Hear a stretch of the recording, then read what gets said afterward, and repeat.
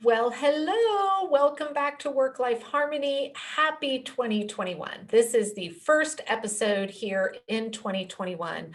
I probably spent more time than I should have mulling over what could be the best kickstart to the year. Should we talk about goal planning, goal setting? Everybody's doing that right now. So I decided, instead of thinking through what I wanted to start the year off with, I went back and looked over the top questions that I get asked, and I looked back over the last 12 months.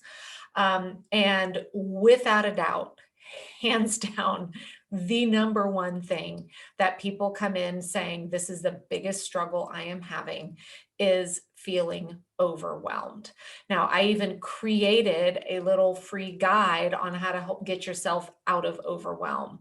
But since it is a reoccurring theme over and over and over again, I knew that this was something that we just needed to zero in on and talk through my 4-step process for ditching the overwhelm and getting back into action. And that's exactly what we are going to cover here today. And honestly, I think the timing of it being a new year isn't such a bad thing, because maybe you're struggling with even thinking about how to be successful for the new year because you're still just so darn overwhelmed, and you have been, and you've been stuck there for a really long time.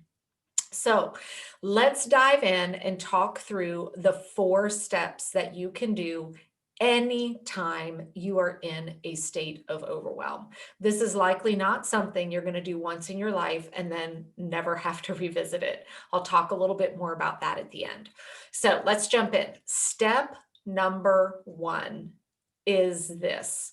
You are going to do what a lot of people just call a brain dump. What we're doing here is we are taking all the things that are churning in our head, the things that wake us up at 2 o'clock in the morning, the things that constantly keep us distracted, the things that prevent us from staying focused, the never ending churn in your head of all the things that you're thinking about that need to get done. You guys know, you know exactly what I'm talking about, because the churn is a mixture of everything. It's something that you need to do at home. It's that phone call that you need to make. Oh, it's that form that's due that you can't forget about. And oh gosh, did I get that? Did I get that birthday present? Oh, wait, did I get my social media content planned for the week? Oh, have I followed up with that customer? Oh gosh, do I have stuff to pack for lunch for next week? The constant noise and churn that is going on in our head that just leaves us feeling really overwhelmed. The very first thing we need to do is get it out of our head and get it physically out onto a piece of paper. Now, I really do prefer using either Post-it notes, or, you guys know, if you've been listening to me for a long time, my love for Trello. Trello is a great tool for using in this getting out of overwhelm brain dump experience. But you can always open up a Google Doc, grab a notebook. The point of this is you have to get it out of your head, and it needs to be written or typed out somewhere where you can see all of it. And there's actually a real fundamental reason why this is the first step. So I really geek out on all things brain science when it relates to how it helps us stay productive, time management, all of that. And when you are trying to keep track of all that stuff in your head, and you're always trying to prioritize in your head, that is one of the most taxing things you can ask your brain to do. And so by constantly letting that churn and churn and churn in there, you are zapping all of the energy and the power that your brain has so quickly. It's no wonder by like noon or 1 o'clock, you're exhausted and you're not sure why. It's because your brain is working on overdrive. So when we can just go through that first step of getting everything out of our head and then written out onto a piece of paper where we can see it, just that first step, you will notice an instant relief that kind of comes over you emotionally and mentally. So it's like, oh, I've just released all of that from my head, and now your brain can quiet down and it's not churning quite so much. Now, I get asked what should go on this list. Literally everything that is churning in your head. That example, it might be, oh, I've got to run to the grocery store. I need to clean out that email inbox. Oh, that closet upstairs is bugging me. Oh, I need to get this report done. I've got to get this thing planned. Anything and everything. It doesn't matter what the category is in terms of, personal, family, work, business, whatever. Get all of it out where you can see it. That is step one. Now, what do we do with it? Well, this is steps 2, 3, and 4. So the second step in this process, now that you've got it all out where you can see it, it's out of your brain and now where your brain can visually see it. And again, back to brain science, when your brain can see something, there's a visual for it. It's a million times easier for it to process, organize, and prioritize that information. So now the first thing that you're going to do is you're going to look through that list and you're going to ask yourself, what on this list is something that I could literally go knock out in like 2 minutes or less? Because usually there's a handful of those things in there. The quick, oh, I've got to send the email for this, or I need to just go put a stamp on this envelope and get it into the mailbox. The quick thing that you needed to go, start the load of laundry. Whatever it may be, you're looking at this list and saying, what on here is something I can knock out in 2 minutes or less? Once you have that, and this is why I love like Post-it notes or Trello, because Trello is kind of like an electronic version of Post-it notes. You're going to take those, you're going to pause, and you're going to go do them right there in the moment. Usually, whenever I go through this process, there's rarely anything more than like 6 things on that brain dump that are truly things I can just knock out in a couple of minutes. But I'll stop and I'll go do all of those. And so if you just go into action for 10 to 20 minutes, you are going to feel incredible because you've already got a handful of those things off your list. So now you're starting to feel that energy and that kind of adrenaline rush of now actually having gotten some things done. So once you've done that, now once in a blue moon, I will do a brain dump and there's nothing on there that is a quick 2-minute or less. If there truly isn't, then you're just going to move on to step 3. So now the third step is I go back to the remaining things that I have brain dumped and I go through them and I ask myself the question of what on here has to, and I not want to, but has to be done in the next 48 hours. Truly, it is due. It absolutely has to get done in the next 48 hours. I will take that subset of tasks, things on my list from my brain dump. So maybe when you've gone through there, you've come up with 5 things that you say to yourself, yes, indeed, these I have got to get done in the next 48 hours. Now, once you've identified those, you are going to go to your calendar, which for me, I am opening up my top planner, my day planner. That is a planner I built. It's the planner I use. It is my command center. And I bring those 5 things to my top planner. And because I have identified that these are urgent, they have got to get done in the next 48 hours. And none of these are those quick 2-minuters because I've already done those.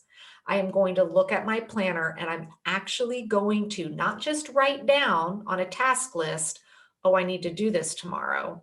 I'm going to take it one step further and identify when I'm doing it. So now I'm going to create the actual appointment on my calendar for those 5 things I've identified that need to get done in the next 48 hours. Now, 2 things are happening here when you do this. Number 1, you are helping yourself prioritize. You are reducing the noise of maybe the 25 things that you brain dumped, and now you're zeroing in your focus on, oh, okay, I'm going to feel calmer because I don't need to do 25 things today. I've identified there's only 5 that need to get done actually in the next 48 hours. So you'll notice your anxiety and your stress around that churn really starts to diminish.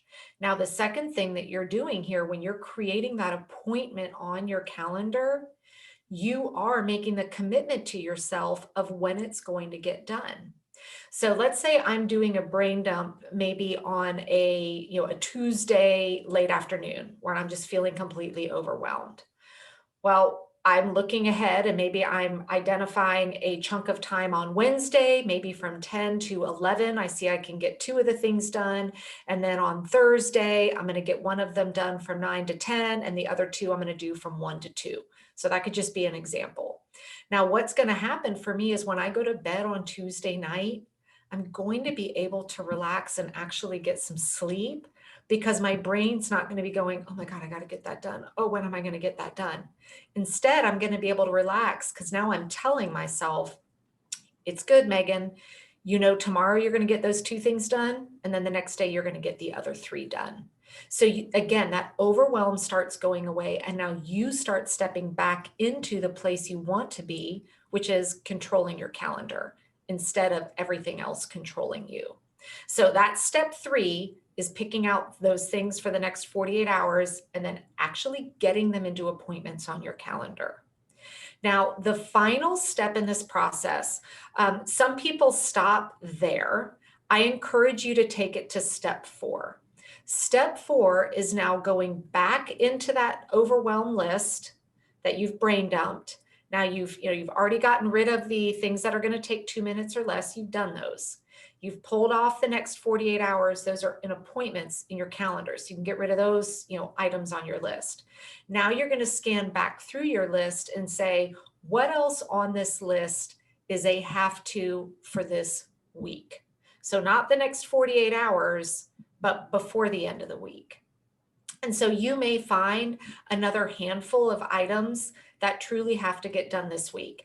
Now, I love going to this step and taking it to this step for a number of reasons. First of all, is recognizing everything doesn't have to be done right now. We as women, oh my gosh, how many times are you overcommitting and setting unrealistic expectations on yourself, right? Because we make a list of all the things we think we need to do, and we mentally go into the place of, and they all have to get done right now. Well, when you take the thoughtful time to say, okay, out of all these things churning in my brain, what really has to get done this week, and what can I let go of until my next weekly planning session? So maybe by the time I go through this, I usually find that a good 30 to 40% of the things that were churning in my head and stressing me out aren't even things that are important enough to get on my it has to get done this week. But because I get into that snowball of overwhelm that we get into, we just start picking up more of those snowflakes as the snowball's rolling down the hill, and everything feels urgent and everything feels important. So you're going to go identify what are the things left that I know need to get done this week. And then you're going to go back to your planner and you're going to create those tentative appointments for when you're going to get them done.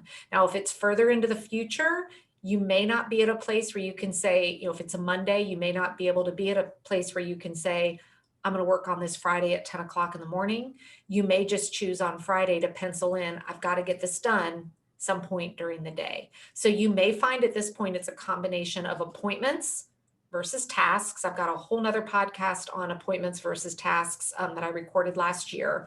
So you can always go back and take a listen to that. So once you've gone through step 4, now what do you do with the rest of that overwhelm list? Well, you're going to queue that up and set it aside for your next weekly planning session. And so when you sit down on either Friday or Sunday, I personally do Sundays to plan your next week, you're going to go grab the rest of those items from your brain dump, and you're going to determine if now you need to work those into your next weekly plan or not. Now, my process for weekly planning, that is a much lengthier topic.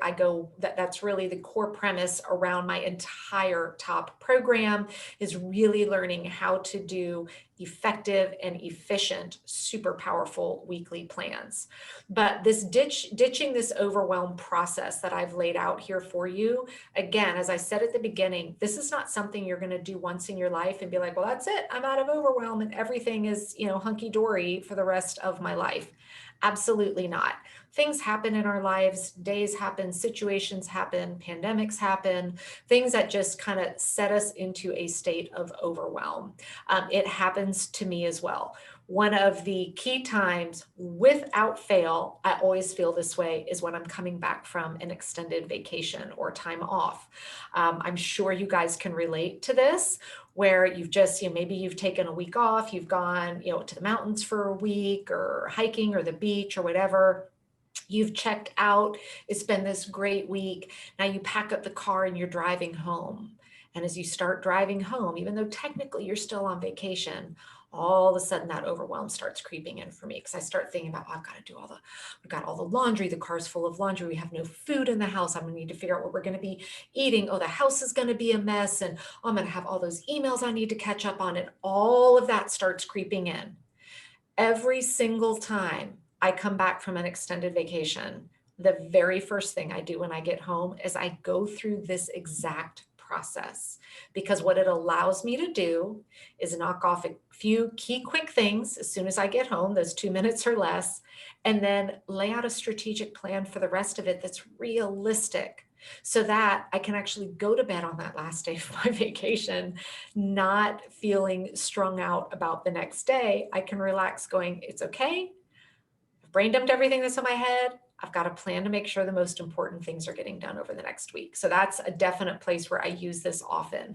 But this is something where anytime you find yourself almost just feeling paralyzed, where there's just so much to do, you don't even know where to start, this is the exact process that you can go through. So we'll do a quick recap here on the 4 steps. Step 1 is your brain dump. Get it out of your head and get it every single thing you can think of where you can physically see it. Then you're going to pick out your 2-minute or lessers and you're going to go do them right there on the spot. Just go knock it out.